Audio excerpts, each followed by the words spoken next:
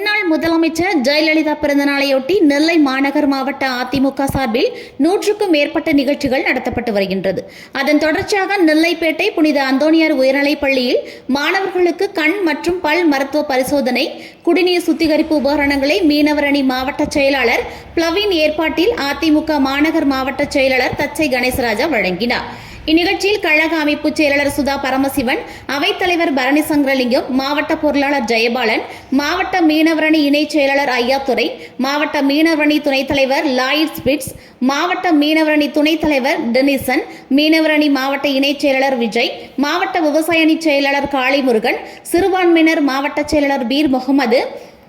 அதிமுக பால்கண்ணன், பகுதி செயலாளர் மோகன், மாவட்ட இளைஞரணி செயலாளர் சங்கர், சிறுபான்மை பிரிவு துணை செயலாளர் மரிய காபிரியல், வட்ட செயலாளர் நந்தகுமார், மாவட்ட மருத்துவ அணி செயலாளர் சார்லஸ் பிரேம்குமார், அமீர், பள்ளியின் தாளர் அந்தோணிராஜ் உட்பட அதிமுக நிர்வாகிகள் பலரும் கலந்து கொண்டனர்.